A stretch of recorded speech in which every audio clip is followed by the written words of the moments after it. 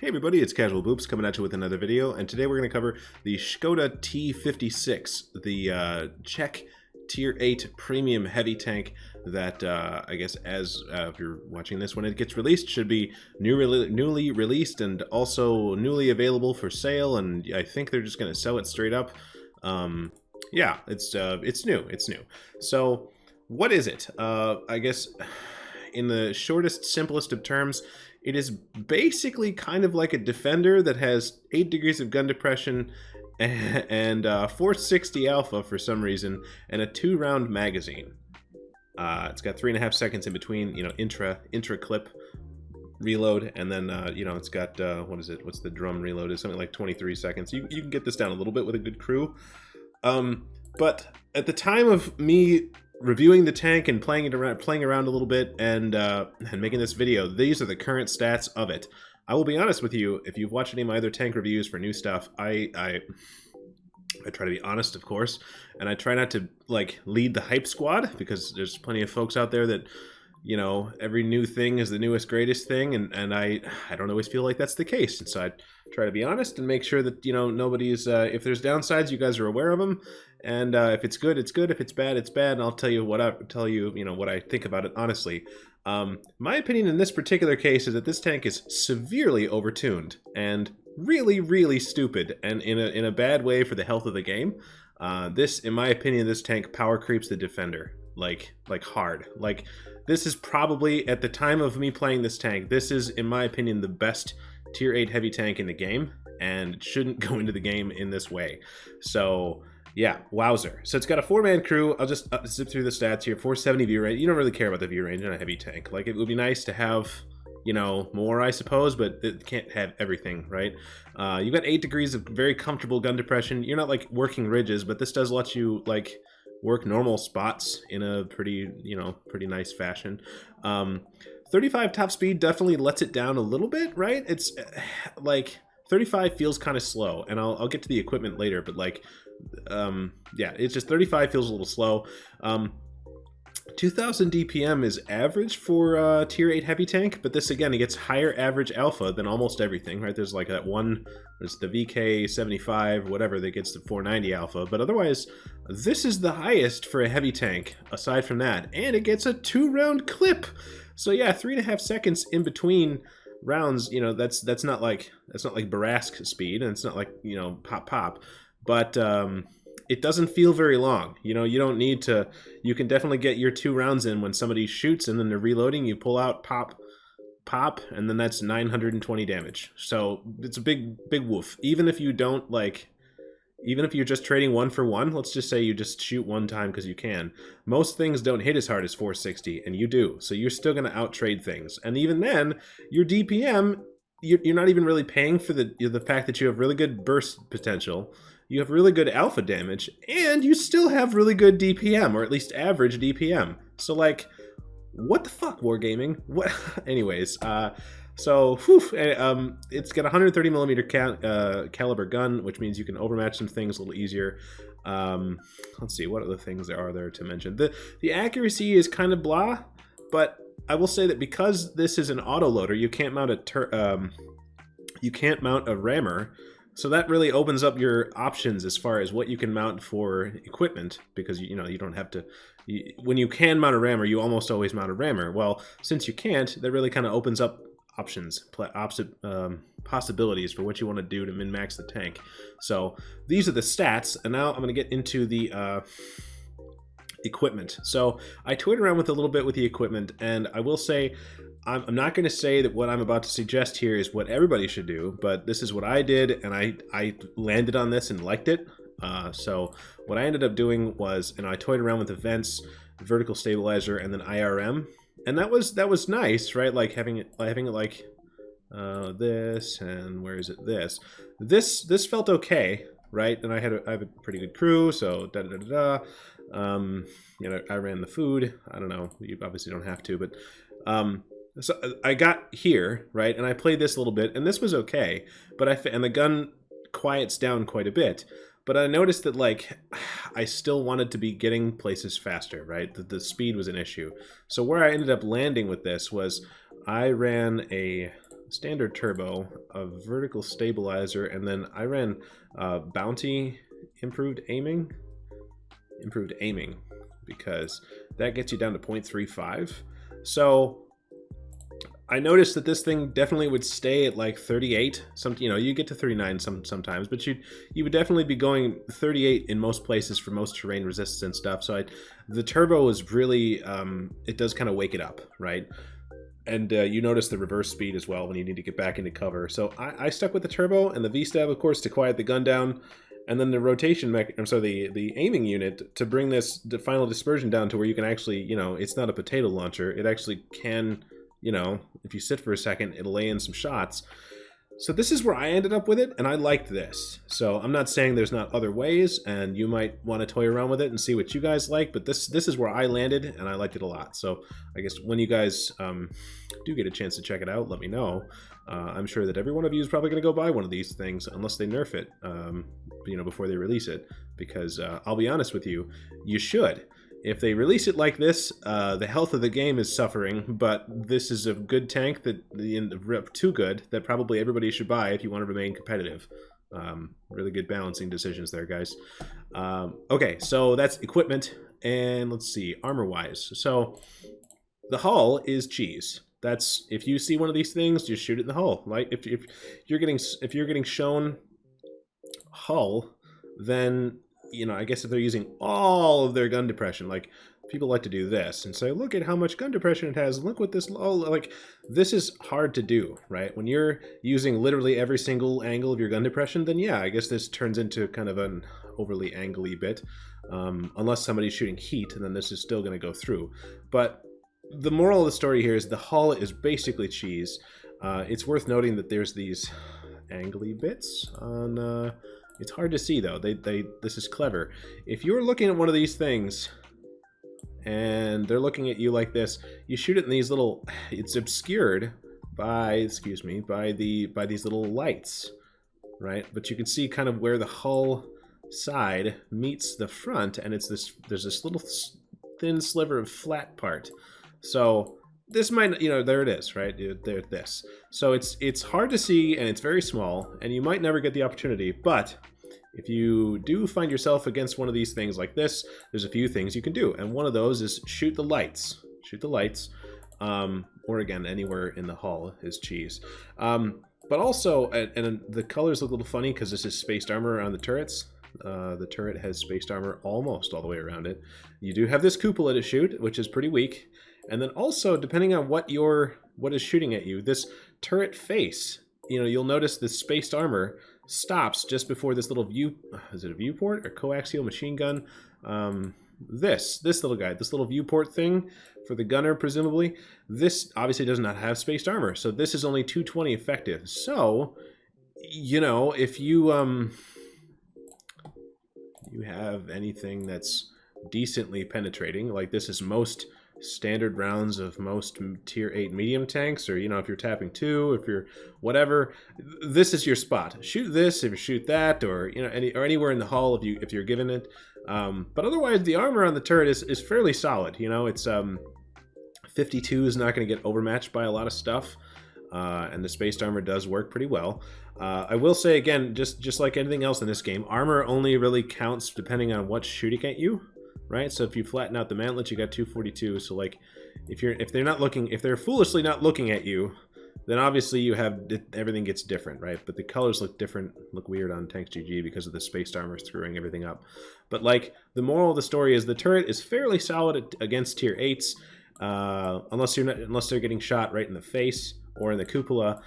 Tier 9s are not going to care as much, I'll be honest, right? If you're even doing everything you should be doing, and you're doing one of these. This is 270, right? There's lots of tier 9s that have 270, standard pen, like a Centurion 7.1 standard round is like 268, right? So that's 50-50 to get through this.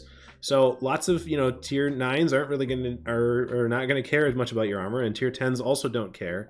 So it's the armor I found on the turret to be fairly solid as long as you keep moving. Don't give these people these things to shoot at, and don't give them your hull.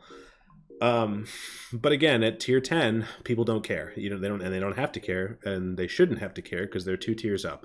So it's obviously depends on what you are facing and what people are shooting at you. But the armor is, again, the hull is cheese, and the turret is fairly solid, but it does have a cupola and this guy right here. Yeah, I guess that's one other thing to mention is that the standard rounds is an AP round that does 208 pen, which is not awesome, admittedly.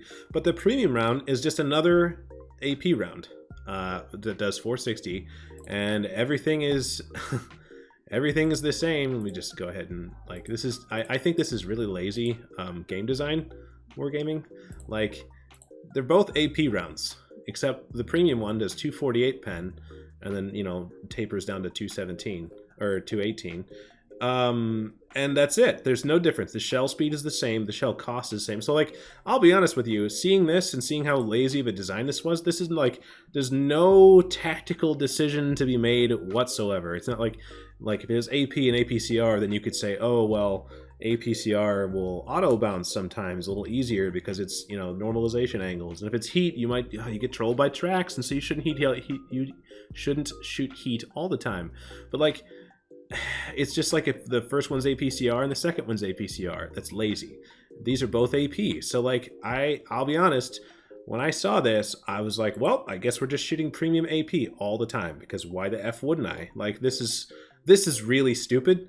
This is one of the many other stupid things about this tank. So yeah, you basically get 248 standard pen, because this is, why would you not?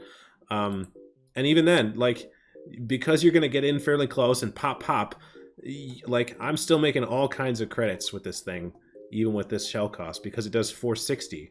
So yeah, it costs, you know, 4,800, but it does a lot of damage. And, like, I'll just give another, just a real quick example of, like, how way out of whack things are. On the other end of the spectrum, you got the T92, right? It does, what is that, 150 damage?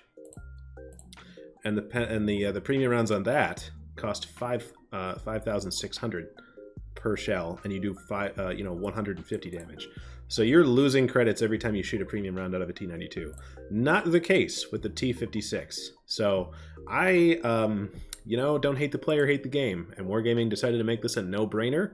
So I shoot nothing but premium AP out of this, because why wouldn't you? So, yeah, I think that basically covers the stats of the tank, and you guys can see all this in Tanks GG yourself as well. But we'll get into the gameplay now, and yeah, okay. All right, so we're gonna roll out on is this Mannerheim Line, or is it Arctic region? I guess Wargaming changed the name of this map a little bit ago, so whatever. We're gonna roll out on what I think is still called Mannerheim Line, and we're going south. This is an all tier 8 game. There's 1 artillery per side. Yeah, normally I would like to show you how this thing compares against tier 10s, but I played this game, and I feel like it, you know, it's not the best game anyone's ever had in the thing, but it really kind of accentuated the ups and the downs. And you're seeing, like, with the turbo, I got to 38, 39. Like, I was definitely, you could feel the extra pep from the turbo. Otherwise, I'd be still stuck at 35. So we're, you know, there are better games than people have played, but this one I feel like showed what the thing can do. So I'm gonna go up top here because we're a little aim, and we get, these guys are crossing, just trying to do their thing, and I just slapped that guy for 459. And this is the best part about this tank, is, like, I don't even really need to, like, I'll just wait for it, and boop, okay. Like, even if I hadn't gotten that shot on that CS-53, it's like the 2-round autoloader is not very punishing. Like, it's very flexible. So it's like 20-something seconds downtime between when you shoot, you know, when you reload the drum. So I'm just trying to decide what to do here, and I think, you know, we'd basically handily won this, and so I decided, all right, well, we're going to be aggressive. But, like, when I shot that, what was that, the 703 for 460 stupid damage, like, it doesn't take a lot. Like, even if he had shot me back for 440, like, I don't know. It's just good. It trades well, even if you ignore the fact that it has a clip. And so I'm maybe being a little aggressive here by pushing around this corner a little bit blind, but hey, aiming doesn't matter. And we managed to whiff our second shot, which is on the Carnarvon, which is unfortunate. But again, I shot that guy, the Carnarvon, for almost 460, and he would have had to shoot me almost twice to make up for that. So, like, it just doesn't ask a lot of you to, you know, even just hitting one round, and then you reload your clip, and then you're good to go. It's still, like, fine. And there it is, 470 again, 447. So, like, it just... What I found in this tank is that it just does not... I rushed that shot. I should have probably held on to it, but I was afraid of getting tagged by the Barask. But it doesn't ask you, like... Let me see. Like, a lot of autoloaders will have a large clip, and so you have a lot of good clip potential, but you have to offset the clip potential with the fact that you're going to have a long downside, or a long drum reload where you're out of the fight. That's one of the reasons I really... I want to like... Well, here we go. Another unsuspecting victim. That's half his hit points. And there's the rest of his hit points. Okay, so that guy had a good game. He had lots of fun. Like, lots of autoloaders will, like, they'll demand that you choose between the burst now, or maybe you have a half-full drum, like you have a Samua with 4 rounds and you've got your 1 left. Do you reload the drum, or do you wait and try to hold for that last shot to get the min-max out? Well, this doesn't really, it doesn't ask you any of those questions. All you need to do is, like, even if you just have 1 round, you just, okay, tap the reload button, reload the gun, and then, you know, go ahead and throw your next shot downrange. Or, you know, in 20 seconds, you're up for 1,000 more clip potential. So, like, I think that probably the alpha on this tank needs to come down to probably 390. And I also think that the drum reload probably needs to go up a little bit. Because right now, it's good if you have a single shot engagement where you just are able to put 1 down. But it's also good if you can, like, leverage the clip. And, I don't know, it just doesn't really punish you for doing you know, playing the game. You don't really need to care about the clip. So here we go. I've just decided, because why not? I'm going to load my HE clip. I carry 2 HE rounds for just such an occasion. I have a, you know, Barask we can pen and a Roomba we can pen, so why not? And in 20 seconds, we're up again. You know, we're not quite there yet, so we got to hold off just a second. And next victim. 651 feels bad for that guy. So that's, you know, ouch, right? 800 something damage. I mean, just we're gonna clean this up. I think the Barask might die from something else, but, like, there are better games, right? I've even had better games in this tank than this one, damage-wise. But I just wanted to demonstrate what the thing is capable of, and why I think that it's probably not good for the game for it to go into the game. For this tank to go into the game in its current condition. So, alright, so at the end of the game we ended up taking home 3,500 damage and 973 assist. That gets us the first class, I guess we had 3 kills, the first class badge, and that was, let's see here, 1,239 base XP. Again, you know, there are better games. I've even had better games in the thing. I wanted to show what the thing was capable of, and so on. And you can see here, even in this particular game, I still made, you know, 100 and, what is that, 66,000 credits? Sorry, yeah, 66,500 credits, even shooting nothing but premium and whipping a bunch of those. So, like, I picked this match to show you guys, even though you know, it can do better things even than that. That wasn't even that good of a game, to be honest. It can do so much more. But just to show, like, the tank does not ask very much of you. It doesn't ask you to, like, manage your trading, because you can out-trade most things. You have more alpha damage on your 1 shot than most other things do at tier 8. So you don't need to trade well. You also can defend yourself really well, because if somebody's foolish enough to let you reload a clip in 20 seconds, you have 1,000 damage to, you know, to dump, and 3.5 seconds intra-clip is not very long, so you get to do that pretty well. You have a pretty flexible, you know, 8 degrees of gun depression and a pretty solid turret. And it's just, it doesn't ask you to do a lot. It doesn't ask you to manage a clip, because, you know, if you shoot 1, you could just reload and then you get 2 rounds up in 20 seconds again. Like, it's just, in my opinion, and I again, you can watch my other replays for new tanks that have just come out. Like, I am not normally the guy who's hyping things, but in my opinion, in this particular case, this tank is way overtuned. Like, at this point, I think that you could probably, Wargaming could probably just increase the hit points of this thing a little bit, and it would be fine as a tier 9 tank. So, yeah, that's that's basically it. I hate to say it, but this is really, really stupidly good. So, yeah, and that's I'm assuming they won't. They probably should nerf it before they release it, and if they do, then you know, ignore everything I've just said in this entire video, I guess. But that's the tank as they gave it to me. That's what I had to show you guys. So, anyways, that is the game, and thanks for watching, guys. We'll see you on the next one. All right, thanks. Bye.